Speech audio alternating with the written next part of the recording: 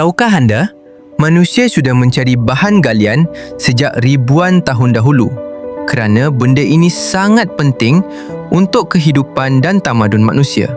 Bahan galian ialah bahan semula jadi yang terbentuk di dalam bumi seperti emas, besi, tembaga dan arang batu.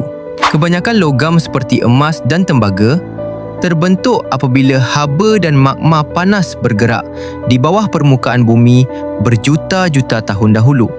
Apabila magma mula menijuk, mineral-mineral ini tertinggal lalu berkumpul di dalam rekahan batuan. Arang batu pula berasal daripada tumbuhan purba yang mati dan tertimbus di kawasan berpaya berjuta-juta tahun dahulu. Haba dan tekanan tinggi kemudian menukar sisa tumbuhan itu menjadi lapisan arang batu.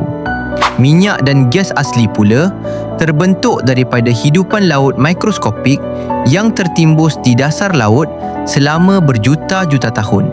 Sebab itulah manusia menggali bumi sejak zaman dahulu, kerana bahan galian menjadi sumber penting untuk tenaga, pembinaan dan teknologi dunia.